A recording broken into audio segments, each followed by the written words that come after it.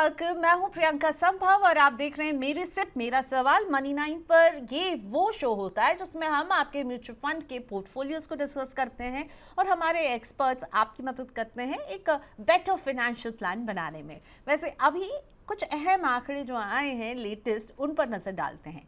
Amphi के monthly आंकड़े आए हैं जो हमें बता रहे हैं कि पिछले 3 महीने में सिप के बंद होने के आंकड़े जो है ना, वो नई खुलने वाली सिप के मुकाबले ज्यादा रहे हैं, जिसे कहा जाता है सिप स्टॉपेज रेशियो।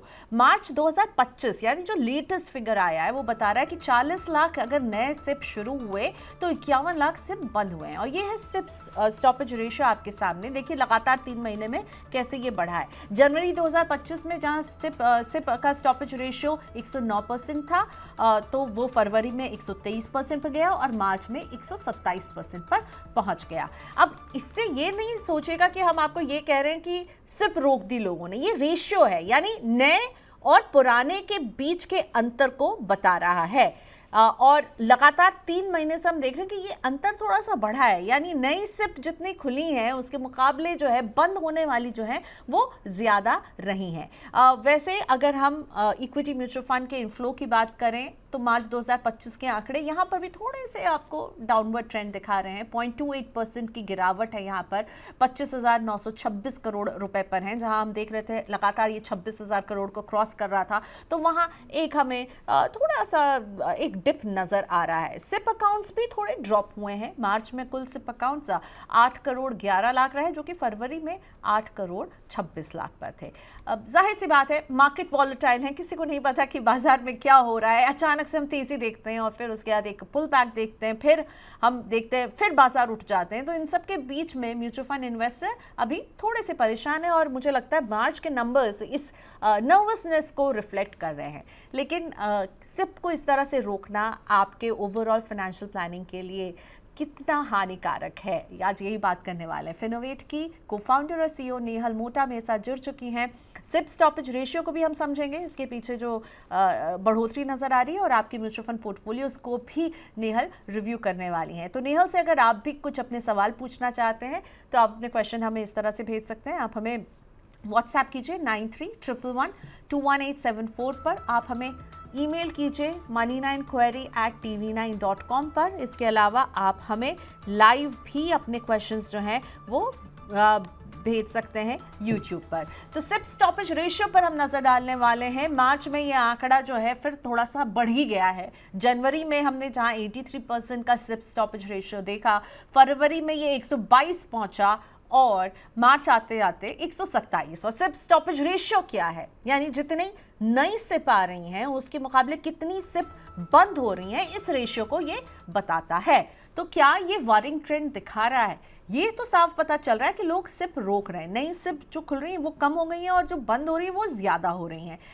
ये अनइवन बैलेंस जो है, इसे समझने की कोशिश करते हैं नेहल से। Nehal, welcome to money 9। कैसी हैं आप? ये सिप स्टॉपेज रेशियो जो है आपको कितना वॉरिंग ट्रेंड लग रहा है? क्योंकि लगातार हम देख रहे हैं, हमने जनवरी फरवरी मार्च को ही कंपेयर किया, पर दिसंबर में थोड़ा कम था, नवंबर में थोड़ा कम था, लेकिन धीरे धीरे ये बढ़ा है। आप इसे कैसे देख रही हैं? ये वॉरिंग कितना है? नमस्कार प्रियंका जी एंड सब दर्शकों को भी नमस्कार। ये जो आपने सही बताया कि दिसंबर से फरवरी मार्च में आपको सिप स्टॉपेज का ट्रेंड बढ़ता हुआ दिख रहा है, पर अगर हम डेटा को और बारीकी से देखें तो जो अमाउंट कलेक्ट हो रहा है सिप में, वो अमाउंट मार्जिनली 2-3% दिसंबर से लेके मार्च अप्रैल तक कम हुआ है। तो क्या हो रहा है कि जो छोटी वैल्यू की सिप्स हैं, 1-2 हज़ार की, जो नंबर्स में काफी ज्यादा है, तो वो काफी बंद हो रही है। बट उससे ओवरऑल जो एसआईपी में हर महीने बाजार में जो पैसे आ रहे हैं, जो अभी हम देख रहे हैं कि 25-26 हजार करोड़ हर महीने मार्केट में एसआईपी से आ रहे हैं, तो वो जो वैल्यू है उसमें काफी कम नहीं हुआ है। दिसंबर से लेके अप्रैल तक करीब 2-3% का फर्क पड़ा है। बट आपने जैसे सही कहा, दैट स्टॉपेज रेशियो बहुत ज्यादा दिख रहा है क्योंकि छोटे वैल्यू की सिप्स काफी बंद हो रही है। बट इससे निवेशकों को कोई पैनिक करने की जरूरत नहीं है। आपकी सिप आपको कंटिन्यू रखनी है। जैसे हम देख सकते हैं हमारी स्क्रीन पे जो अभी डेटा है ओवरऑल के जो सिप कलेक्शन है वो आप देख रहे हो कि वो काफी मतलब हेल्दी है। अगर आप देखोगे जो लास्ट कॉलम है सिप एयूएम, 13 लाख करोड़ अभी ऑलमोस्ट कंट्रीब्यूट कर रहा है SIP as compare to the overall जो मार्केट म्यूचुअल फंड्स की एयूएम है। 20% कंट्रीब्यूशन एसआईपी से आ रहा है। और अगर आप देखोगे दिसंबर 2024 में 26,400 करोड़ कलेक्ट हो रहे थे सिप में, जो अभी घट के 25,900 हुए हैं। तो भले in terms of number of SIP stoppage बहुत ज्यादा है, बट वैल्यू में आप देखोगे तो बहुत ही छोटा फर्क पड़ा है, अराउंड 2-3%। तो ये ट्रेंड बता रहा है कि इंडिया के जो इन्वेस्टर्स हैं वो एजुकेटेड हो रहे हैं, काफी सोफिस्टिकेटेड हो रहे हैं, और ये समझ रहे हैं कि गिरते हुए मार्केट में एक एसआईपी उनकी फ्रेंड है। जब मार्केट बढ़ रही है, एनएवी बढ़ रही है, तो उनकी पोर्टफोलियो वैल्यू बढ़ रही है। बट जब मार्केट घट रहा है, तो अगर वो सिप कंटिन्यू करते हैं तो नंबर ऑफ यूनिट्स बढ़ते हैं। तो दोनों केस में बढ़ती हुई मार्केट में आपकी एनएवी बढ़ रही है और घटती हुई मार्केट में आपकी नंबर ऑफ यूनिट्स बढ़ रही है। तो सिप आपके लिए हमेशा इन बोथ सिचुएशन बेनिफिशियल है।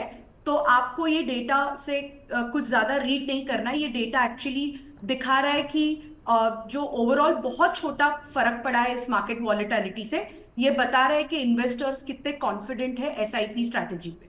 ओके, तो आपको लग रहा है कि ये जो फ़र्क है या जो डिप है ये बहुत मामूली है और इन्वेस्टर मैच्योर हो रहा है और उसने अपने सिप्स को कंटिन्यू रखा है, कुछ लोगों ने बंद किया। तो आपको लगता है कि जो मार्केट की वॉलेटिलिटी रही है और कुछ पोर्टफोलियोज जो रीसेंट खुले हैं, मतलब मैं कहूँगी 2 से 3 साल में खुले होंगे, वहाँ पर इम्पैक्ट ज़्यादा है और ये जो न्यू इन्वेस्टर्स थे वो थोड़े से नर्वस हो गए और पैनिक बटन दबा दिया बाजार के उतार चढ़ाव में, और एक क्लैरिटी की कमी तो है ही बाजारों में अभी। आपने सही बताया कि ये जो एक नेगेटिव पोर्टफोलियो लोगों को दिख रहा है वो बहुत जो लास्ट 12 मंथ्स में जिन्होंने एसआईपी शुरू की है उसकी वजह से। बट जैसे मैंने बताया कि जब मार्केट बढ़ रही थी तो आपको बेनिफिट हो रहा है बढ़ती हुई एनओवी का। इन गिरती हुई मार्केट में आपको ये सोचना है आपके नंबर ऑफ यूनिट्स आपको ज्यादा मिल रहे हैं। और सब जानते हैं कि हमारी एक डेवलपिंग इकोनॉमी है। हम बात कर रहे हैं 6-7 ट्रिलियन डॉलर्स की इकोनॉमी, और स्टॉक मार्केट इकोनॉमी की रिफ्लेक्शन है। तो आप अगर लास्ट 12 मंथ्स ने आपने एसआईपी शुरू की है, तो आप उस एसआईपी में भी स्टेप अप करिए और ज्यादा यूनिट्स एक्यूमुलेट करिए फ्रॉम अ व्यू के 3 या 5 साल के बाद हमारी मार्केट कहाँ होगी। तो वो सब इन्वेस्टर्स को हमारी एडवाइस यही रहेगी कि बने रहिए अपने सिप में। ओके। इनफैक्ट आप जैसे आपके शो में भी आप हमेशा बताते हो कि स्टेप अप करिए, और ये सही टाइम है आपको ज्यादा पैसे वाया एसआईपी। जो आपने सही कहा कि वॉलेटिलिटी, अगर आपको वॉलेटिलिटी को इवन आउट करना है और जो रुपी कॉस्ट एवरेजिंग का आपको बेनिफिट लेना है, तो एसआईपी सही स्ट्रेटेजी है। और वॉलेटिलिटी एक एसआईपी इन्वेस्टर की फ्रेंड है, क्योंकि उसके पैसे हाई एनएवी पे या बढ़ी हुई मार्केट में नहीं जा रहे हैं, उसकी निवेश एक्चुअली लोअर मार्केट्स और लोअर एनएवी पे जा रही है। तो एसआईपी स्ट्रेटेजी एक्चुअली एक लॉन्ग टर्म इन्वेस्टर के लिए बहुत फ्रेंडली है, और ये वॉलेटिलिटी उनके फायदे में है। ओके, सो इस वॉलेटिलिटी से डरना नहीं है, ये सही टाइम हो सकता है जब आप अपने इन्वेस्टमेंट के साइज को बढ़ाएं, अगर आपकी जेब अलाउ करती है तो। और जिन लोगों ने रोक लिया नेहल, वो किस बात से वो वंचित रह जाने वाले हैं? अगर आपने इस टाइम में सिर्फ रोका तो व्हाट इज इट दैट आपका ये स्टेप क्यों गलत है, आप कैसे समझाना चाहेंगी? जैसे अगर आप 1 साल पहले सिप कर रहे थे तो निफ्टी 25-26 हजार की मार्केट लेवल्स पे आपके पैसे निवेश हुए हैं। राइट। और अब वो 23,000 या 22,000 की निफ्टी पे आपके पैसे इन्वेस्ट नहीं हो रहे हैं। तो एक तो आपके जो इन्वेस्टमेंट है उस पे ब्रेक इवन और रिटर्न आने के लिए आपका समय बहुत आगे बढ़ रहा है। तो आपने अपना वो पूरा रिटर्न का पीरियड आगे पुश कर दिया है। अगर वही सिर्फ आप लोअर मार्केट्स पे कंटिन्यू रखोगे तो शायद थोड़े टाइम में आपका पोर्टफोलियो ग्रीन में आ जाएगा, और ओवरऑल जो आपको रिटर्न्स मिलेंगे, मैंने लास्ट टाइम भी आपको बताया था कि जब भी इतनी वॉलेटाइल टाइम आती है तो उसके नेक्स्ट 12 मंथ्स या 2 इयर्स में जब भी मार्केट 20% से ज्यादा गिरती है, तो उसके आने वाले 3-4 साल में हमेशा मार्केट के रिटर्न, कंपाउंडिंग रिटर्न 20% से ज्यादा होते हैं। तो वो पूरा जो रिटर्न पीरियड अब आने वाले 3-4 साल का है वो मिस हो जाएगा अगर लोगों ने अपनी एसआईपी को टाइम किया।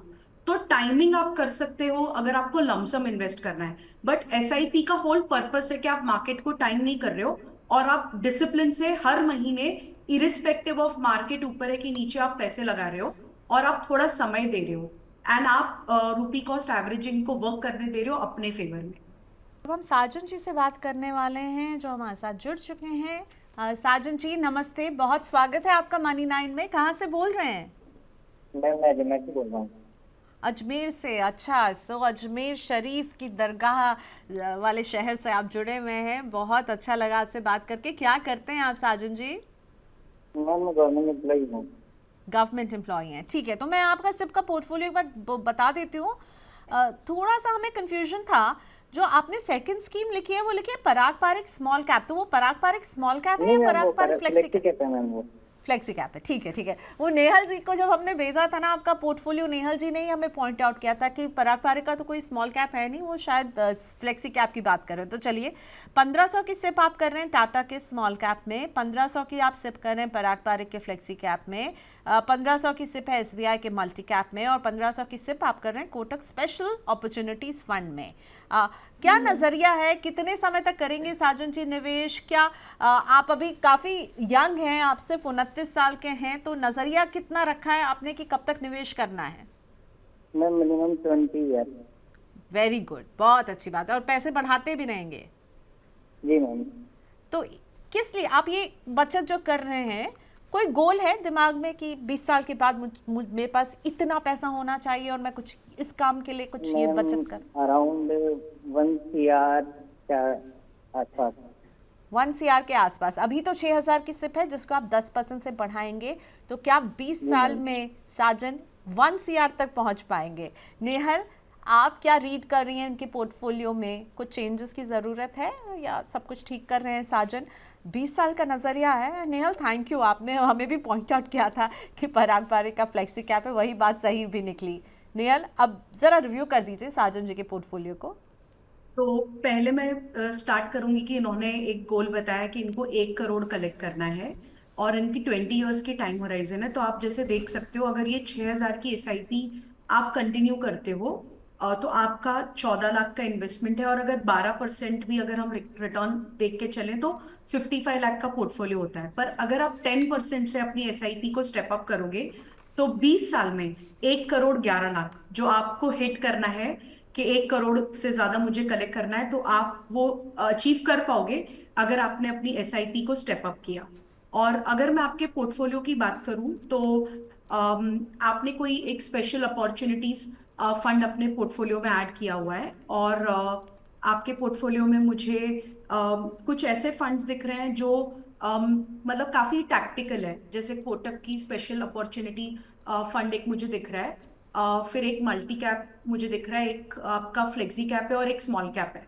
तो मेरी ये एडवाइस रहेगी कि जो कोटक की स्पेशल मतलब स्पेशल अपॉर्चुनिटीज फंड जो है वो एक कोई पर्टिकुलर स्पेशल ओकेजन या स्पेशल चीज को चेस कर रहे हैं, जबकि आपका गोल तो 20 ईयर्स ओल्ड है, लाइक 20 ईयर्स के बाद है। तो मैं आपको ये बोलूंगी कि आप थोड़ा इस पोर्टफोलियो को रीबैलेंस करिए और उसको एक डाइवर्सिफाइड पोर्टफोलियो बना दीजिए। जो पोर्टफोलियो आप जब भी मार्केट गिर रही है तो उसमें अपनी इन्वेस्टमेंट्स बढ़ाइए, जब बहुत बढ़ रही है और आपको लग रहा है कि एक्स्ट्रा रिटर्न्स है तो आप उसको थोड़ा तभी भी रीबैलेंस कर सकते हो। तो I would say special opportunities वाली जो कैटेगरी से निकल कर अगर आप एक कोई इंडेक्स फंड ऐड करें, एक फ्लेक्सी कैप जो आपका है आप वो कंटिन्यू करें, एक मिड और स्मॉल जो मुझे दिख रहा है उसको कंटिन्यू करिए, और एक जो मल्टी कैप है उसको कंटिन्यू करिए। अभी जो जैसे मैं आपका पोर्टफोलियो देख रही हूँ, वो पोर्टफोलियो को अगर मैं लास्ट 1 साल 3 साल कैसा परफॉर्मेंस रहा है, तो ये